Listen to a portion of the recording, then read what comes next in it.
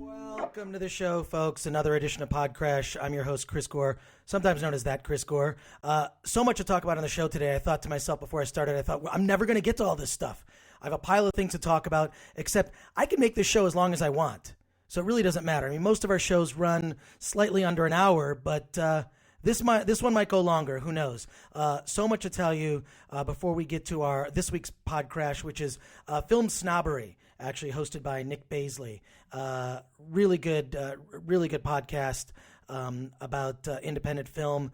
Very supportive of indie filmmakers, and especially when it comes to crowdfunding campaigns. And I've been involved in that myself. And Film Snobbery was very helpful to me in a recent campaign, of course, to fund my animated series, Fetishville.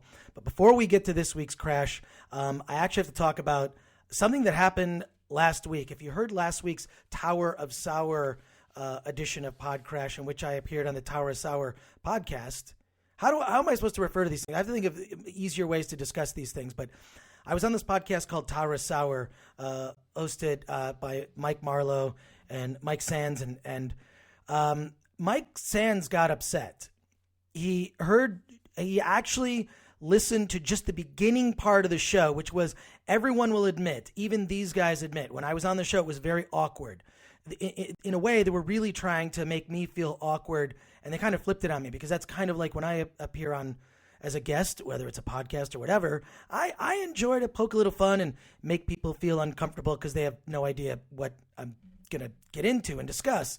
These guys flipped it around on me, and when they just heard the very beginning of last week's Tower of Sour episode, Mike Sands was horribly upset. I mean, I don't know if he cried. He might have actually cried based on the reaction that I heard from other folks. He may have gotten incredibly upset. I actually sent him a note and told him, I said, calm down, listen to the entire episode.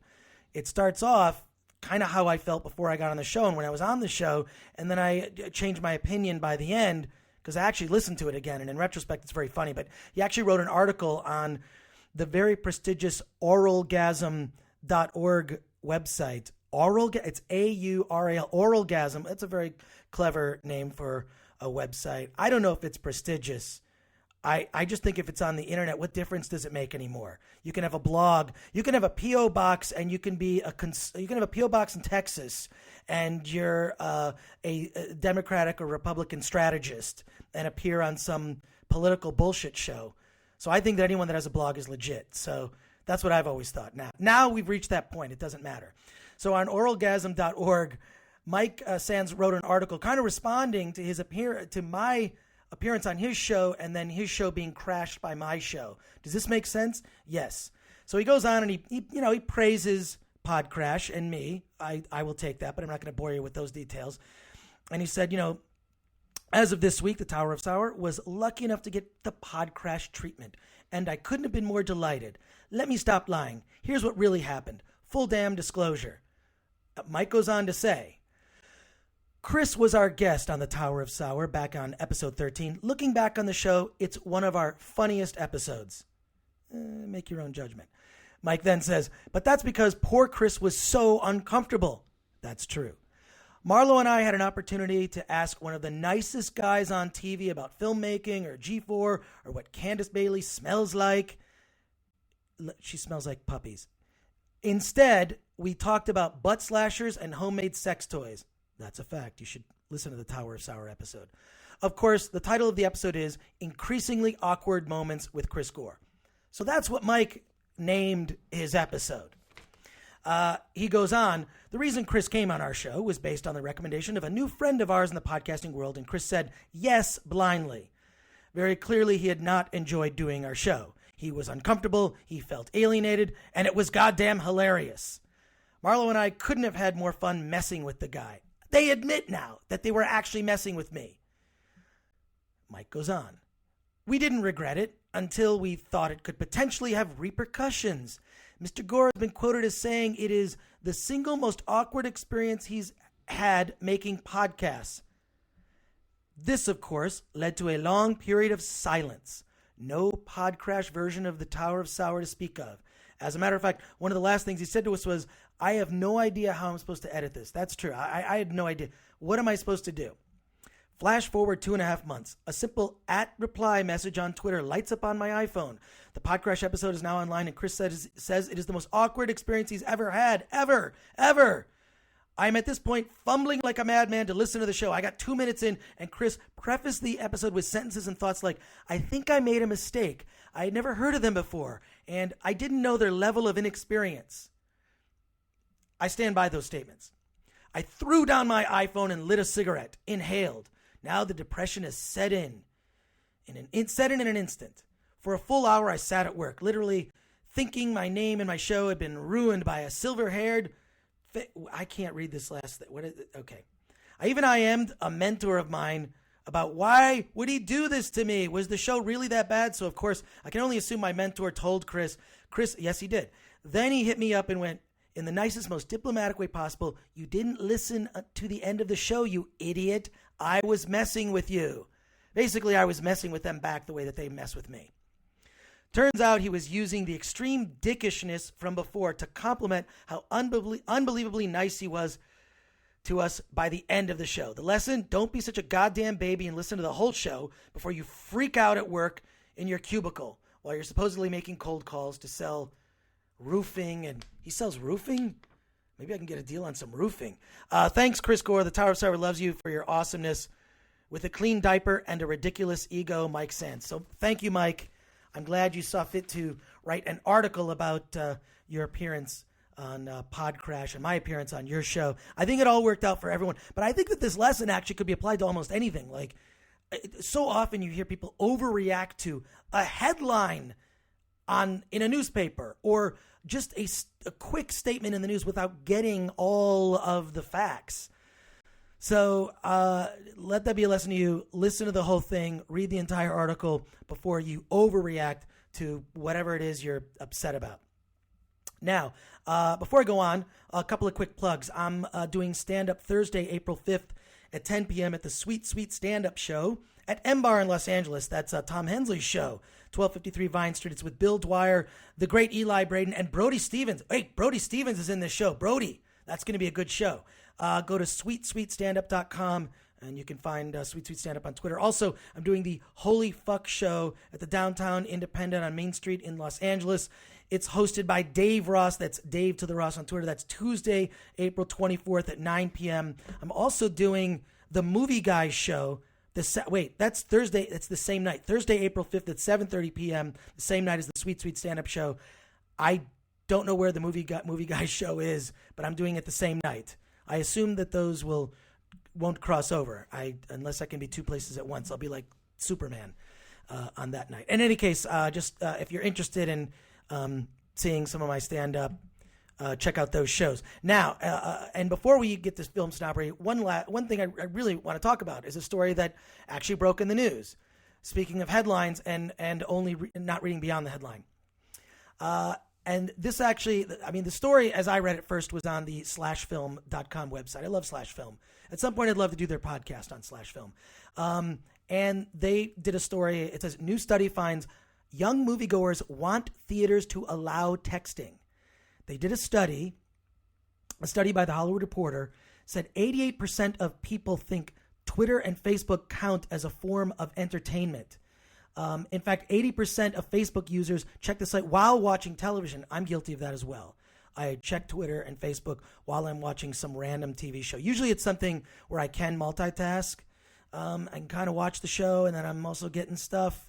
Technically, I think humans, we've evolved to a point where we can actually absorb media in different ways. At a movie theater, it's distracting to other people. Let's face it. And they said that the study goes on. Over half of people ages 18 to 24 or 18 to 34 think using social media in a movie theater enhances the experience and would patronize a theater that would allow them to text during the movie. In fact, there is a movie theater in Washington. Let me scroll down the story here that allows that already. Now, I have a couple different thoughts about this. One, I don't text in the movie theater. I will turn my phone onto airplane mode. If you happen to know what that is, you should get used to it and use it. I've always used vibrate mode. I hate when a phone rings. I don't immediately answer it. I look at who it is. Do I want to drop everything I'm doing to take that phone call?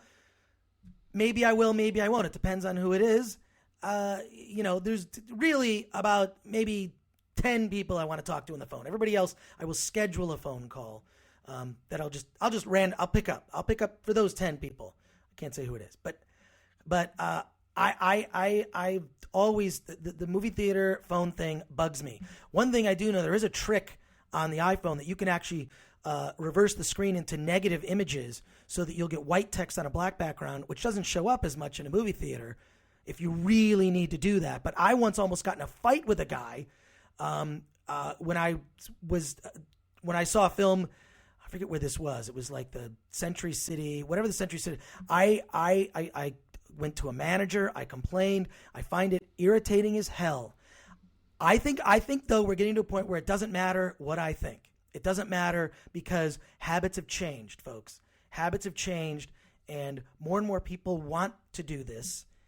So what's going to happen is I envision a time where you're going to see movie theaters broken up like restaurants in the Midwest. I only notice this when I leave California, but restaurants in the Midwest still have a smoking and a non-smoking section, which is freaking meaningless because it doesn't matter. You're all smoking in the same building. It's stupid. But what can you say? I think we're going to have movie theaters broken up to here's where the people can text. Maybe it's in the balcony only. Maybe that's the way they'll break it up. I see this as the future. But I'm telling you right now, if you're so inclined, there's a whole bunch of movie theaters right now where not only you can text at the theater, heck, you can bring your dog, you can bring your cat, you can have a beverage of your choice, you can smoke at these theaters. There's a whole bunch of them all across the United States. You can text, smoke, bring your dog, drink your beverage of choice. Here's what I like. When I sneak in a roadie or two when I'm at the theater, I'll have to cough when I'm opening it. Let's see if I can do that now. Did you notice that? Did you notice the hang on a second. Love that. So let me just tell you about these theaters. You can do whatever you want. You can bring a pizza. You can bring fried food. I would never do that on a plane. It stinks up the entire plane.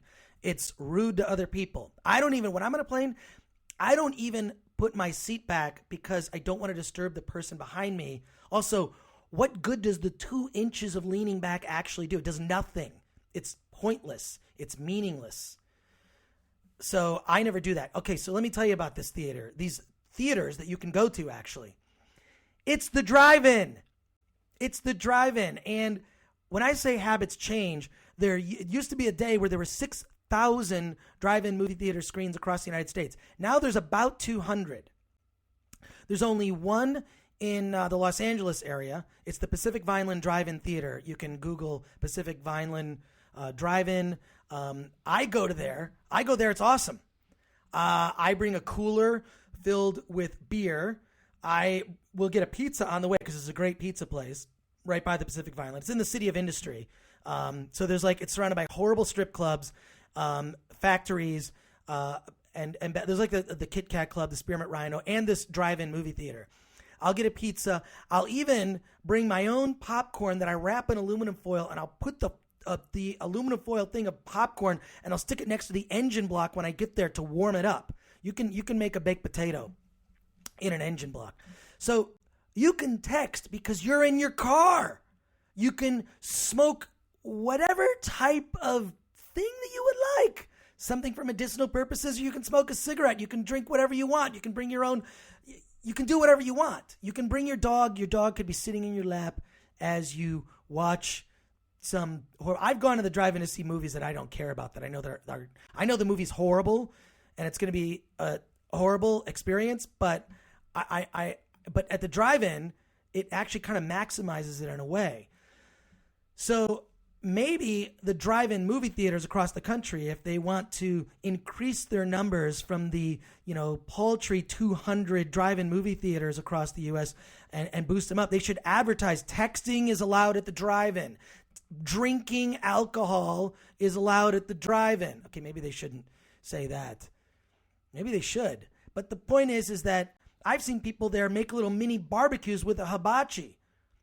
Whole truckloads of families coming in, setting up like lawn chairs. I've got these sports chairs that have the drink cup holder. I'll sit outside with a nice blanket. You smell all kinds of herbs being used in various ways when you're at the drive-in. That's the beauty of the drive-in. Maybe this whole thing with people wanting to text during movies can be the resurgence of the drive-in.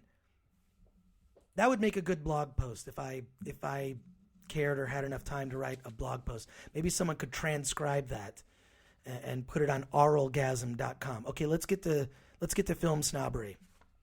This Film Snobbery appearance, and you should know about this podcast, Film Snobbery. It's hosted by Nick Baisley. He does it also like he'll take phone calls. He'll have a running stream on video. I did this via Skype, so you'll hear that the audio, my voice is not as sexy sounding as it is right now. It's via Skype, but Nick Baisley hosts this podcast, and this appearance not as funny maybe as previous appearances on other podcasts, but extremely helpful in terms of information. I talk obviously the podcast is all about indie film, so I talk a lot about indie film. I talk about fundraising, how to get money for film projects, and I'm just a huge fan of crowdfunding. I think that is the wave of the future. I really think that crowdfunding is like a big middle finger to the banks. I probably say the same thing on the show, but it really is. It's really like a resurgence of, we got fucked over by the banks in like the worst way possible. And crowdfunding is a way to just say, we don't need banks to start small businesses now. We can do that. We can test out ideas using crowdfunding. If it's a good idea, people will like it. It gets funded. If it's a bad idea, people ignore it. But Nick Baisley, just an amazing, supportive guy, not only by having me on his show, but previous to appearing on the show, he was plugging my project Fetishville, which if you haven't checked out the trailer yet, you can go to check out the Twitter at Fetishville, Fetishville, and you'll find a link, or you can just go on YouTube, look up Fetishville. You'll find the 2-minute trailer to the series, the upcoming series, which I'm working on right now. But Nick really helped me out. A lot of useful information, and I am occasionally funny. I will be honest, I am occasionally funny. Okay, so let's take a listen. First segment, Nick Baisley and Film Snobbery. It's not that much of a snob, though. And what other kind of things, over the years, have you kind of, you've always had kind of one foot in the mainstream, one foot in the indie world. I mean, you've got, your show, the show that you're on over on G4, and then you've got, you ran Film Threat for many years, which kind of was very indie, both the magazine and then, for a short period of the website as well. How do you kind of balance that? And have you ever been called out on anything like that? Like, oh, he's a sellout because he's on TV. I have been, called that, you're a sellout because you're doing this, but not so much recently, probably not in the last 10 years. I really think early on, especially if you watch me on television, I'll cover the mainstream releases that are the big releases that week on DVD, but then I'll also sneak something else in, like a review of Winnebago Man, on the documentary that just, that came out on DVD or something. So, they do look to me to offer suggestions for other things we should be covering, and it's got to fit in with the show too. So with that audience, but I've always got the indie heart. I just happen to do some things that could be considered mainstream. Although, come on, if you really watch Attack of the Show, that's not a mainstream show at all. The Today Show is a mainstream show. Attack of the Show is actually, I think it's edgy. It's edgy for regular TV and definitely pushes the line nearly crossing it even on cable TV. You know, and you and I were talking a little bit before the show, and it seems like you and I have a very similar kind of like, if anything, I think like you're the, you know, the Batman of World 1, and I'm like the Batman of the New 52, which means I'm completely horrible. I'm kidding. But, you know, it's almost like, you know, we've kind of all been forced into the roles that we've been in, and then we've had to kind of branch out and find ways to kind of survive in that, you know, in ways regarding that world. You know what I mean? Like in your case, it was like, okay, I'm going to do film threat, and then I'm going to branch out and I'm going to be a director, or I'm going to be you know, someone hosting a show, or I'm going to do a podcast, or, you know, for me it's been, okay, I'm going to do this website, and now I'm going to do this podcast, and then I'm going to do you know, interviews at film festivals or whatever it is. Is it weird being kind of thrust into the spotlight of these different things, and does that happen to you kind of on accident, or does that happen, you know, how do you feel when someone's just like, oh, by the way, Chris, yeah, we're going to put you on camera and you're going to be kind of the face of this thing that we're doing? Well, that's weird because all the projects that I've done have been ones that were motivated by me, whether it be a book I wrote, whether it was creating Film Threat, whether it was doing a film like my Big Fat Independent Movie, or starting this podcast, PodCRASH. The only thing of all of those, when I look at all the things in my repertoire, all the sort of career achievements, the only thing that was not planned that I resisted was my television career.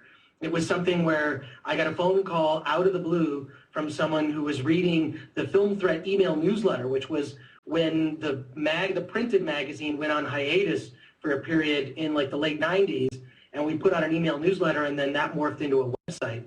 Someone called out of the blue and just said, hey, we'd love your opinions in your writing. Would you consider being on television? This was a show called The X Show, and I went and did one audition, but I so had no interest in doing it because I was writing the first edition of the Ultimate Film Festival Survival Guide. I said, I don't know, this doesn't really interest me. You know, this is dumb being on TV. This isn't a job, this is moronic. So I you know, did that audition with sort of that idea in mind, and then when I left, it just made them want me more, the fact that I had no interest in that job. And then every TV gig I've gotten after that has been the same thing where, yeah, I don't really feel like being on TV. It's kind of a hassle. It interrupts the things I want to do that actually seem important to me. And so then that's how I just keep getting TV gigs. It's sort of like, you know, my lack of interest is the thing where they just say, now we want you to do this. It's like dating women. It's like if you ignore them long enough, they'll want you. I just never really cared, and I've been on G4 now. It's coming up 7 years. I've been doing film coverage and junket interviews and whatever they're asking me to do. I'm always on standby, but generally work like 2 days a week. Which is totally gets in the way of these other things I prefer to do. But I mean, I feel incredibly lucky to be able to have that position, and people like that show. And it's the first time really, like, because I've done other shows before, the first time really being on Attack of the Show where I get to be myself on camera. And how, you know, they don't really censor you that much in terms of, you know, you play by the rules, so, you know. Well, I can't say fuck. And I can't say things like cunt, although I can mispronounce swear words. I've said things like that Joel Schumacher is a real shatheed, you know? So I can actually say that on camera if I mispronounce. And I've actually used American Sign Language, ASL, to sign swearing, like bullshit. What can I say except guilty as charged? Yes, I have done those things. I try to see what I can get away with within reason. There's a guy I actually work with in the Standards and Practices Department at G4. He's a lawyer named Keith. He doesn't really feel like a lawyer when you talk to him. He's a very cool dude. Just ran into him recently outside of work. It was great. Really cool dude. He never says no to anything that I want to say. He'll always say, let me think about that. Let me think of how you can get away with saying that. I mean, he's definitely on my team in terms of just like figuring out how far we can push the limits on the show, which is awesome.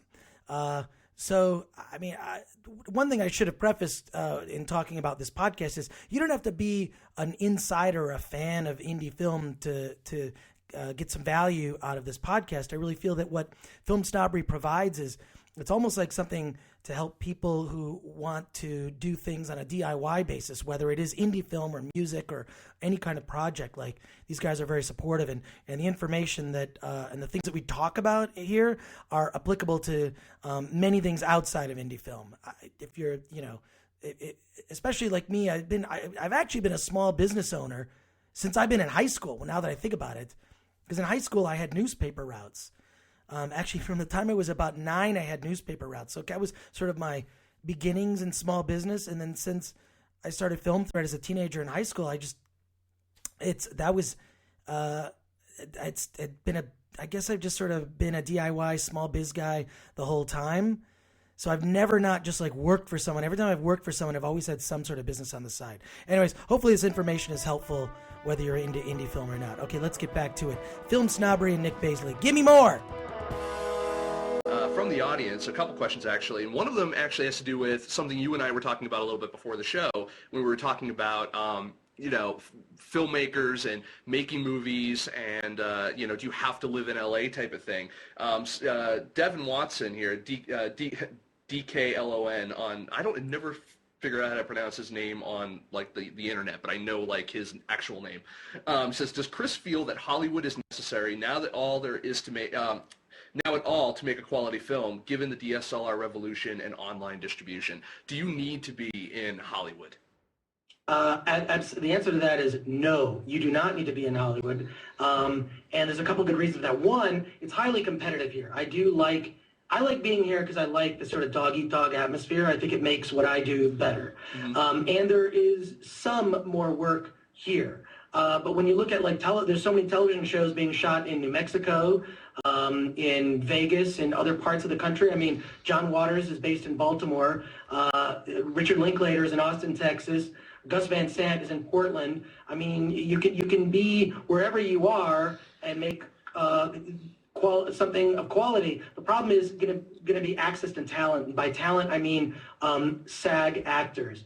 Most of the SAG actors are New York, LA, and that's, to me, the greatest flaw that I notice in projects are, the actors, they went to the local theater troupe because I guess, they do theater, so they must know film acting. Two totally separate things. So you don't need to be in LA per se. However, I do think you need to draw on LA talent. So while you may be based in Seattle, Washington, you could hire talent, SAG actors from LA, and or shoot your project in LA or outside of LA, but you can still remain based in Seattle, Washington. One thing Richard Linklater told me once, which I thought was really interesting about the whole, because I remember I knew him early on when he did Slacker. He sent me a copy of it on VHS, which was a version that was 20 minutes longer. Which was cool, and then met him later, and he invited me to a screening of Dazed and Confused, which I promptly brought a case of Bud Light to the screening and passed it out to everybody because it was the second time I'd seen it. I was so excited to see it again. But Linklater was saying that his whole trick is that he was going to stay in Austin, Texas, because that's where the talent was. Doesn't mean that he wouldn't hire LA actors for sure. I mean, the casting is done, a wide net is cast, and frankly, the better actors, they're in LA. But what he does is, when Linklater comes to town, he'll talk to an agent or a manager, someone or a studio, and if he wants to have a meeting with someone, he says, hey, I'm in town for the week, out of Austin, Texas. What will happen is all those people that it would be difficult to say, for me, living in LA, being here anytime, oh, you live here, it's no big deal, we can meet anytime. But because Linklater's here for a short period of time, mm-hmm. there's only a window that he's available to meet. People will cancel other meetings to meet with him because he's in from out of town. That's like that's like going to Cats in New York. Everyone's just like, oh, Cats will be there forever till the day it isn't. Yeah, exactly. So I kind of feel like with Linklater, what's wise about that is that, look, I'm just going to be production based. It doesn't mean I'll just make movies in Austin, Texas necessarily, but that's where I live. It's where my family is. That's where, so it's the people I know. It's where he draws inspiration, but it doesn't mean that he won't make movies in all different parts of the country. It doesn't mean that he wouldn't fly to LA for a week or two and then have a series of meetings that then makes you more important in a way. Like, I'm here in town only for this short window. If you want to meet with me, get in line. And I actually think that strategically, that's smart. I think you have to know why you're moving here, what your goal is. And I think this is a thing I try to stress in my film festival book, The Ultimate Film Festival Survival Guide, available on Amazon. You mean the fourth edition of Chris Gore's Ultimate Film Festival Survival Guide, available for $19.99? Yes, yeah, that book, exactly. But what I always try to stress in there is you have to be strategic. What are you doing? Why are you moving to LA? Right. And why are you, now you can get too strategic and then you end up being not the fun person to be around. There's a balance. I am strategic about goals I have, but when it comes to, when I go to a party, I'm generally there to have fun, and the guy that is not, I'm the not networking guy. Right. I'm the guy that's not there with a goal to meet an actor or to do this. As if it happens, cool. But then I end up being the fun guy that everyone wants to hang around. And then people say, hey, you'd be fun to work with. We should work on a project. I mean, that's how I got Paget Brewster to be in my Big Fan Independent movie. That's how I got Bob Odenkirk, who does a cameo in the film. I met him on the festival circuit. Would always be hanging around and say, hey, you should be at this film festival. Why is your movie not there? Like, you want me to, let me drop an email to so-and-so. So I would just, every time I run into Bob, it'd be a positive experience because I was the guy that was a fan trying to help him out. And then when I asked him, hey, would you be in my movie? You just need about an hour.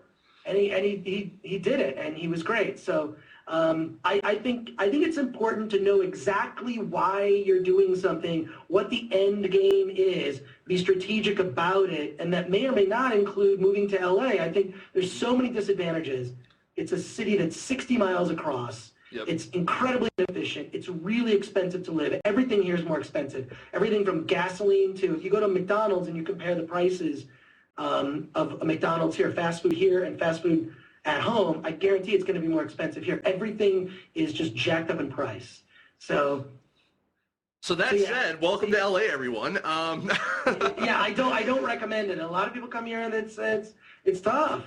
So I would say really consider why you're coming here and give yourself a window of time. I think it was John Waters who said, try to do something for 10 years. If you can mark in that 10 years that you've had no success whatsoever, you need to stop doing that. You know what I mean? You need to just decide that's not a thing that I should be doing. So I think you do have to have like a window for how long you're going to give yourself to succeed at something. I mean, I gave Film Threat 25 years and successfully made no money doing it during that period of time. Okay, embarrassing fact, but that's true. But what I always say is that Film Threat always led to other opportunities in my career. So I don't regret never becoming a gajillionaire off of Film Threat or even a thousandaire. But one thing that's interesting is that Film Snobbery, especially we're talking about moving to LA. Do you have to be in LA? There are advantages to being here. There are also advantages to not being here. I really think indie film is wherever you happen to be, your indie project. You can be, it doesn't matter. You don't have to be in LA. LA is very overrated. LA has, as I like to point out, the highest percentage of assholes living here, entitled assholes. Although I will say, having traveled across the country, I think that the entitled asshole bug is spreading more and more. So, but it's interesting. Film Snobbery, now they're moving here. They're moving to Los Angeles, where I am, which is cool. I'll get to run into Nick in person. I could do the podcast again face to face, which is always something I prefer to do. But Nick's moving here, and I was going to plug their crowdfunding campaign. They were doing a crowdfunding campaign to raise a little bit of money, selling some T-shirts and some cool stuff. One of the perks was they were selling, I think it was like $500 or $750. You could crash on their couch for a month, which actually, if you think about it, is a really good deal. And that was one of the perks. I thought that was really clever, and I would be plugging it for you, except that it's over, and they made their funding goal of $2,000. So congrats to you, Nick. That's amazing. Film Snobbery is now moving to the West Coast in L.A. Yeah. And I thought I like those crowdfunding campaigns. And it's really a buddy asking me to give him $20 or $30 for a T-shirt. I mean, I wear a lot of weird, interesting T-shirts anyways. And if that $20 is going to help them out, why not? What the hell? But I didn't even have time. Before I looked, he was already funded. So that's great. Anyways, let's get back to it. A lot more interesting stuff, especially this part. One thing that used to bother me at panel discussions at film festivals would be a filmmaker would sort of, in a very glib way, well, we had this great script and we got the actors together, and then So we got the $1 million. And I would say, wait a sec, back up. How did you get that $1 million? Right. Well, and then I'd say, wait. So what did you say when you asked the person for $1 million? That's a lot of money. And I would sit there and drill them 50 questions on exactly what that was like, because they act like it's not a big deal, and there's usually like 3 main points that filmmakers get stuck at. It's like funding, it's writing, funding, and then just getting the film sold and out there. Those are the 3 areas filmmakers generally always get stuck, and that funding thing always bugged the crap out of me. So when I did my own thing with my Big Fat Independent Movie, I wanted to make sure that I had all my ducks in a row, that I had a whole marketing plan for it, that I had a fallback plan if it didn't get sold to a major distributor. But I also backwards engineered, so I made the movie for the right amount of money that worst case scenario we'd still make break even, and so I was very careful about that. But it's one of those things where I just never back down from a bad question like that, and I think that comes across in everything I do. I'm just very brutally honest, and whether it be whatever the medium is, whether it's film threat, whether it's a TV appearance, whether it's you're reading me in a book, the voice of me is consistent. I think people can see it, and I think these other upcoming projects I have is going to be a completely different side of me, because it's just getting back to my roots. Yep. I always wanted to make films. Well, this is why I started this, why it's taken me so long. But I was a late starter. I didn't get pubic hair for the longest time. It's very embarrassing when you got to take showers in junior high and you're the one guy with the smooth ball, the smooth balls. I would just tell everyone I shaved. Yeah. Now I shave them, so I'm kind of going old school. But what I mean by that is just like it's taken me this long, I guess. And also, I do, as dumb as it sounds, and some people maybe aren't fond of the vulgar comments I'll make sometimes, I make them for a reason, because it helps people to remember a serious point that I'm making. So what'll happen is that horrible image is in their mind, but they'll remember the actual point I was trying to make, which is usually about something related to film financing or something that could actually help them. Yeah, and speaking of financing and making points that may not necessarily be, let's say they're a little more risque than others. This project that you've got going on right now, Fetishville. I don't know how I segued that in there, but that's the segue I'm sticking with. So you were last seen crowdfunding Fetishville over at Indiegogo.com. I wanted to talk to you a little bit about that experience. What what motivated you to crowdfund something? I guess would be the first question. First of all, having done my Big Fat Independent Movie, I learned the experience that I really wanted to have the right amount of money to make something, right? And Fetishville and this other project that I'm doing now, which I'll announce on your show. I don't care. You're going to see stuff from it at WonderCon in March. It's called The Last Guys on Earth. Nice. And that's a cartoon based on a script that I wrote with a buddy of mine. Buddy of mine and I wrote the script 10 years ago, and then the script never sold, but we kept talking about the characters in the script, and I said, maybe this is just a cartoon. This is just an episodic cartoon. And with The Last Guys on Earth and Fetishville, I thought, I was attempting to get a new agent because my contract is up at G4. I'm not sure exactly whether I'll continue with that job, but I was searching around for an agent to help me sell these animated properties, and then began to realize that, no, you can't pitch a project like this anymore. You have to actually make it. Mm-hmm. There's no like, hey, I've got an idea for this movie. I've got an idea for this project. There's so much content on the internet, whether that content is a web series, whether it's there's so much available out there that you could be a development executive and sit on YouTube all day, and you could almost program an entire slate of a TV network just based on talent you found on YouTube. That's how much good stuff is out there. So I realized, I can't just pitch this and take around scripts for these shows. I have to actually make them. So I thought, I'm going to make these shows with my own money, but Fetishville became so prohibitively expensive because I'm not just doing stop motion animation. I'm inventing a process that'll make it inexpensive to do stop motion animation of the caliber of a Rankin Bass from the 1960s. Rankin Bass, those Rudolph the Red-Nosed Reindeer and Year Without a Santa Claus, Snow Miser, all that kind of those guys. All that stuff. So I'm a huge fan of those. I wanted to do an ongoing web series about a bunch of girls who work at the world's most exclusive fetish dungeon, where they service world leaders and VIPs, politicians, rock stars, and celebrities. That way, you'd have these celebrities coming on a weekly basis. It's a way to sort of a platform for some comedic social commentary, while at the same time, you've never seen anything like it. And if you see the photographs from the teaser posters from the Indiegogo campaign, and you can go to fetishville.com, it's fetishvil.com, or indiegogo.com/fetishville. You'll see sort of the teaser images, this photography that I've done with these before we started doing the animation. But I thought, I want to do a crowdfunding campaign because I looked at people who'd raised $5,000 for doing a short. And I thought, well, effectively, this is a short film. Right. So I pitched it as pre-ordering the DVD.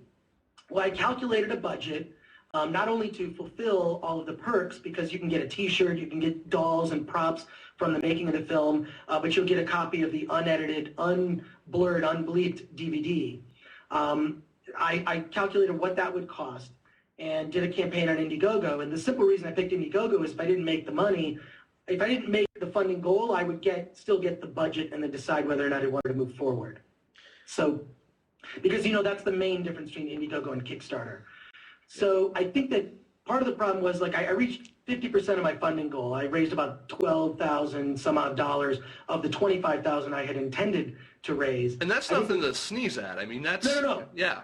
It'll pay for itself. Like, there won't be money out of my pocket to pay to get, the 30-minute pilot episode created. Right. The issue is, the mistakes I made were this. I simply looked at my Twitter following and said, well, I've got 50,000 Twitter followers. If I get a 2% response rate, and that 2% response rate, which is like 1,000 people, right. If 1,000 people give me $25, that's $25,000. That's a 2%. 2% is usually the response rate, but they need to have an impression of 7 times. They need to see it 7 times. Well, Twitter is not the only way I needed to be pushing this. I found that the most effective way of getting people to give me dollars for it was just a direct ask. True, folks.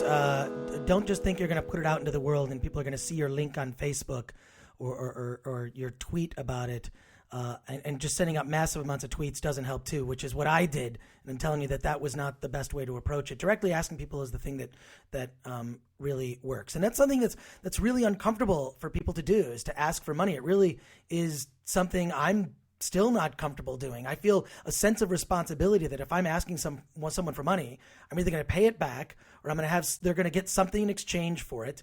And when you're crowdfunding, you're saying, here's this idea that I have that I've explained to you, and I think it's going to work, and maybe it'll be good. I hope it's going to be good, but can you give me money to make that happen for real? Would you do that?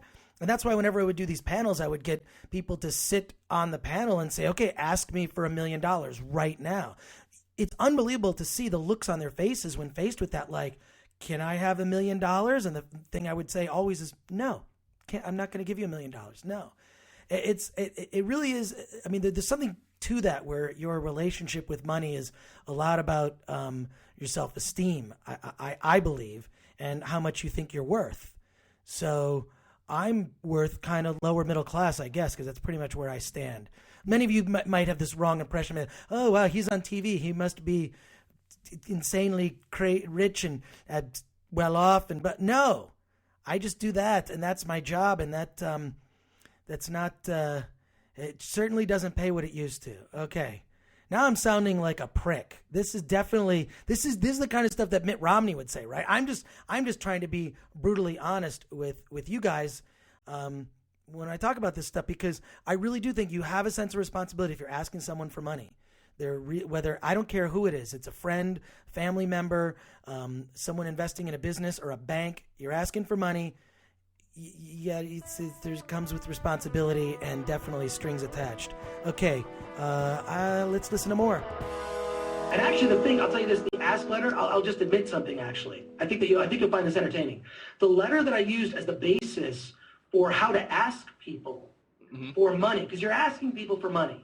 And in fact, I would do a panel at festivals sometimes where I would do a panel called, I would just call it like the Chair of Destiny.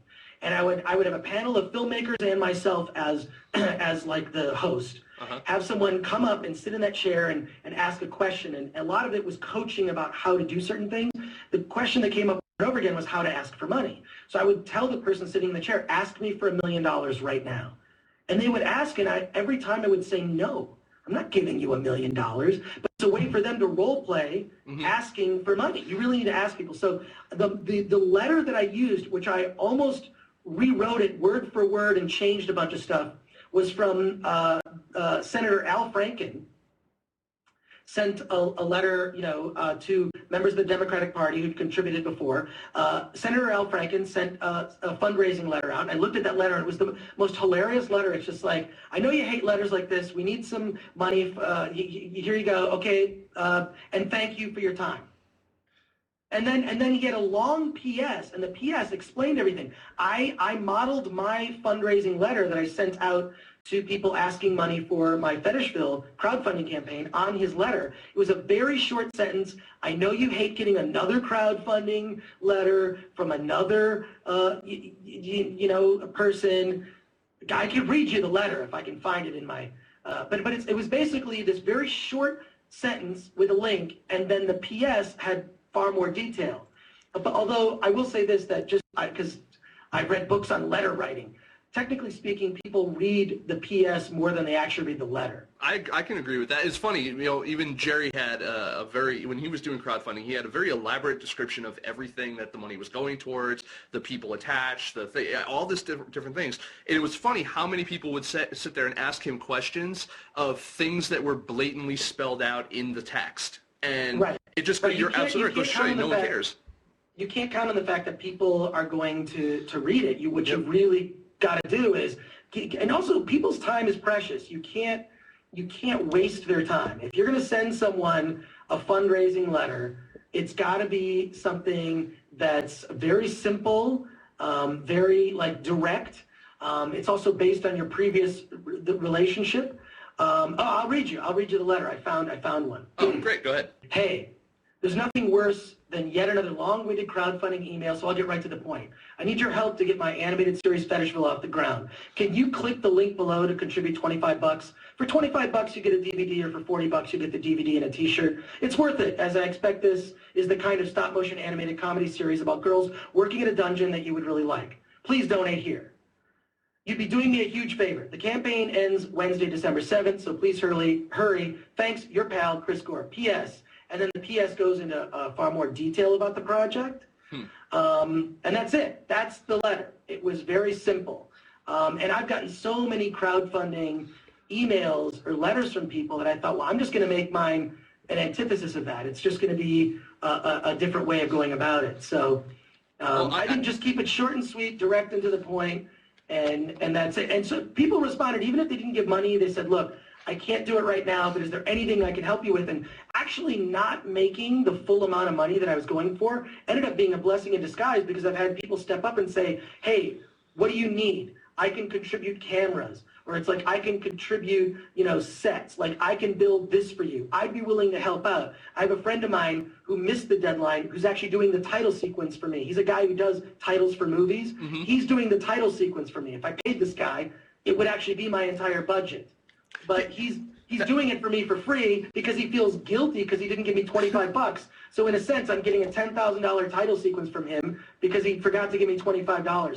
So it's the crowdfunding campaign was successful. I feel successful, even though I didn't reach my funding goal, because it got the word out. Now the second round of funding that I'm going to do is going to be, hey, you missed your chance the first time to get the DVD. Now is your chance. The show will actually have started airing, and just before the final episode airs, you'll have a chance to actually contribute again as a way to support the project. But it did get the word out. I mean, effectively, I found an audience of about 1,000 people who are really interested in this. Now, do you think that they were interested in it because you're involved, or because they like the project? Like, are these the same 1,000 people that are going to support the project once it airs because they're genuinely interested in watching Fetishville, or because they want to watch Chris Gore's Fetishville? I think it's split 50-50. I mean, some people contributed not even knowing who I was or why. Like, it just doesn't, my involvement was irrelevant. They thought that the project looked interesting. The other half were people that that I approached. What I am a little disappointed about, I have to be honest, is, and I still get daily, a filmmaker that wants a favor from me that isn't aware that I have nothing to do with film threats. So I have to pass them along, to Mark Bell. Hey, I'd love if you'd review my movie. And I'm a little disappointed that throughout my 25 years of doing film threat, I've really helped out so many filmmakers, whether it be giving them publicity or reviewing actually fighting to get it reviewed on television, that those filmmakers didn't step up and actually contribute when I needed help. Yep. And it doesn't even really, frankly, I unfriended a few people that I've done so many favors for in the past. Yep. And not only did they not contribute, they said, oh, by the way, I need some help with this. Yeah. I finally was like, fuck you. I've helped out, so I'm really going to be going forward in my career. Unfortunately, I've helped out a lot of folks, and I don't regret any of it. But I really feel I don't ask someone for help unless I really am in need of it. And I'm just shocked at the amount of people and the gall of folks to just ask for a favor when they really haven't earned that. They haven't earned that from me. There is, I've read it in books about this kind of thing, that there is sort of a deposit withdrawal relationship that you have with everyone in your life, actually, friends, family, close relationships. I'm talking intimate relationships. That concept of give, you get, and I've been talking about money. I'm not talking about money here necessarily, but that deposit withdrawal. I mean, you do too many withdrawals, and I get a lot of people just hitting me up for withdrawals of favors constantly, especially in the business realm.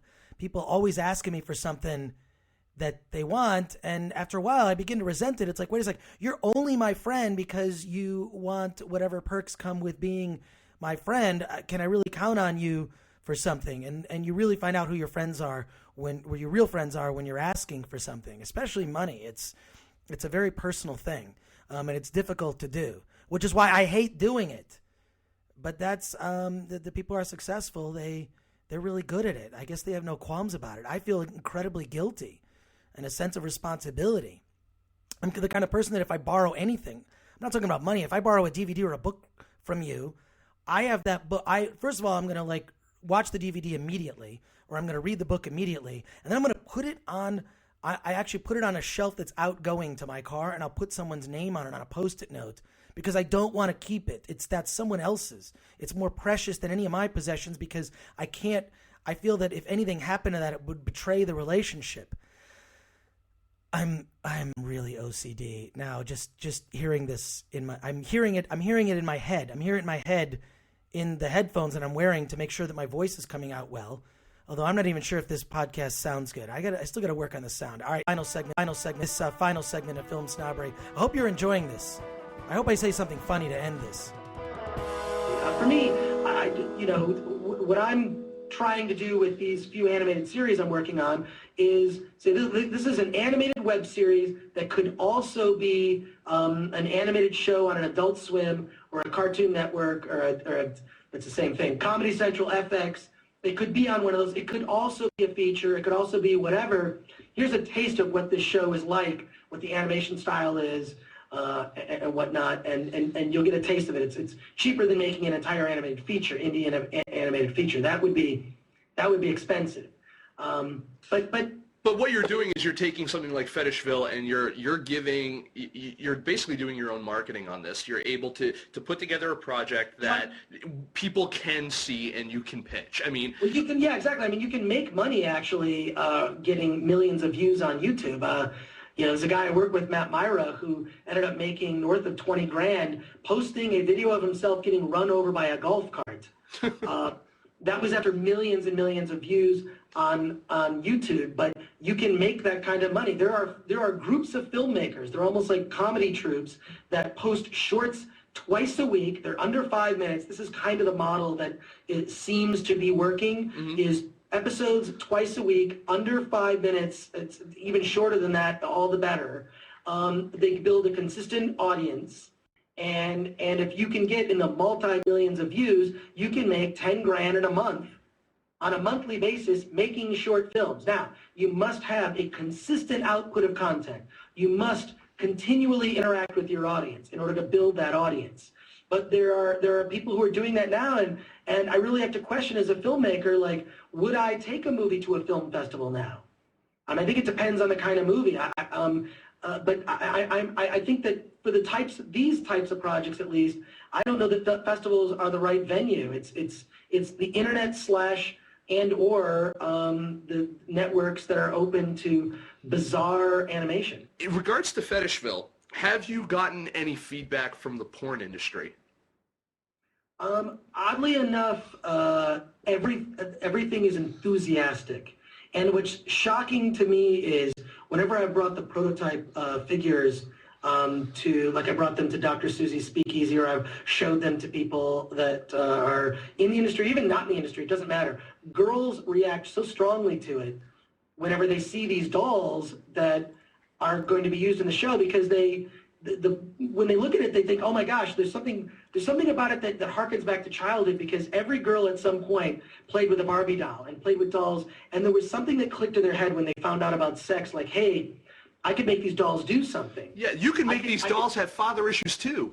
Yeah, I could make them basically sort of act out what I've heard about what intercourse is, and as they're sort of coming into, they're learning about sex, it's like, well, the dolls are a representation of that. So them using that in that way, it's like, oh, this was in my mind's eye. I never got to see this, because Barbie is just this sort of like smooth, there's no genital area. It's just they're not sexualized in any way. They're just dolls. But what Fetishville does is you're seeing these dolls, and they're like you've never seen before.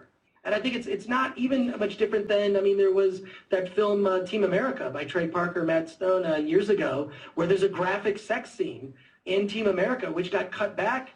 And it's similar to that in a sense. So what's shocking is how receptive people are. What I am bracing for is once it comes out, that I do think that there are going to be copycats. There are going to be people who try and do the same thing, which is why I've been so secretive about it. I don't want a show that's similar to come around and whether it's something with a bigger budget or something just that rips it off in a cheap sense. But there's actually a documentary. The thing that shows that I think I'm on the right track is there was a documentary that was at Sundance recently called Meaning of Robots, about a guy who's 65 years old who for the last 11 years has been making a stop-motion animated puppet robot sex movie.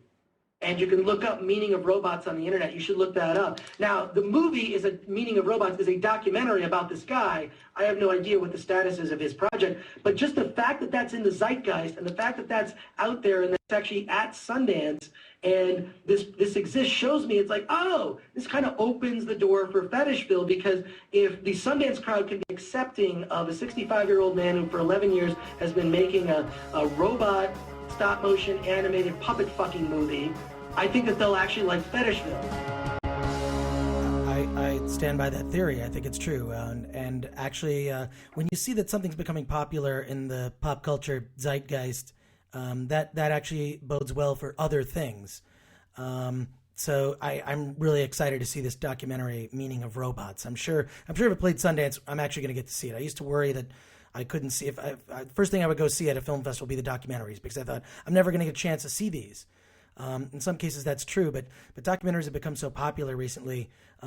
You'll actually get to see them, especially that one. I can't wait. Meaning of Robots. So really want to thank Nick Baisley and the whole Film Snobbery team. You can follow Nick at Film Snobbery on Twitter, and they also have a website, filmsnobbery.com. Look them both up. Great podcast, a lot of detail about indie film, and in addition, just any other DIY projects. They're very supportive and a lot of hard information. I think which is what makes podcasts so great, is you don't have to stop at the headline or the summary. You can read beyond, like Mike Sands should do. Instead of just reading a headline or just listening to the first 5 minutes of a podcast, why not listen to the whole thing and learn something for a change? So this might not be one of the funnier episodes of PodCRASH, but we all learned something, right? So there you go. So that's our show for this week. Hey, follow us on Twitter. at PodCRASH Show. You can follow me at that Chris Gore, and like our Facebook fan page, facebook.com/PodCRASH. And if you're on iTunes, please give us a review. 5 stars if you think we deserve it, and leave a little comment, because I like to read all those comments, and sometimes I actually read them on the show. But that's it, and like I like to say at the end of every episode, which you can hear at the end, you can hear this statement in nearly every action movie ever made, a lot of science fiction movies. It happens usually like when there's an explosion. It's "Let's get out of here!" America, fuck yeah! Coming again to save the motherfucking day, yeah, America, fuck yeah! Freedom is the only way, yeah. Terrorists, your game is through, 'cause now you have to answer to America, fuck yeah! So lick my blood and suck on my balls, America, fuck yeah! What you gonna do when we come for you now? It's the dream that we all share. It's the hope for tomorrow. Fuck yeah! McDonald's. Fuck yeah! Walmart. Fuck yeah! The Gap. Fuck yeah! Baseball. Fuck yeah! NFL. Fuck yeah! Rock and roll. Fuck yeah! The internet. Fuck yeah! Slavery. Fuck yeah! Fuck yeah!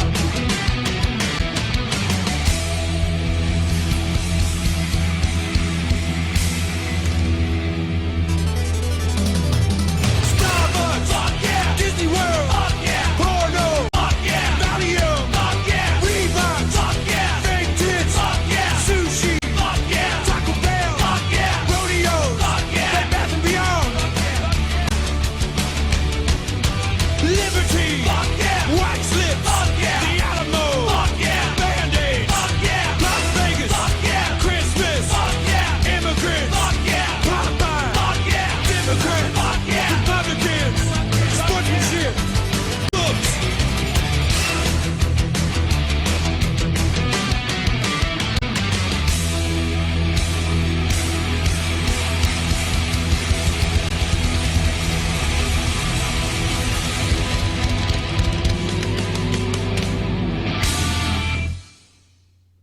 Hey, if you're still listening to this, you're probably a lot like me.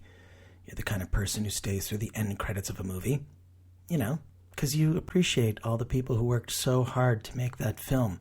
It's not just the director or the stars or okay, they work too, but there's a lot of people behind a film, and it's a team sport, filmmaking. I like to look at all those names. I know some of those people. Anyways, you're that kind of person. So, I like you. And for that, you should be rewarded. Send a self-addressed stamped envelope to PodCRASH with that Chris Gore, 5042 Wilshire Boulevard, PMB 1500, Los Angeles, California, 90036. If you include a self-addressed stamped envelope, I will return to you a surprise. And I know you like surprises. Also, the first 5 people to say, "Let's get out of here," on Twitter, if you just reply to @PodCRASH Show, you'll win a free DVD. But you have to do it right now. Later.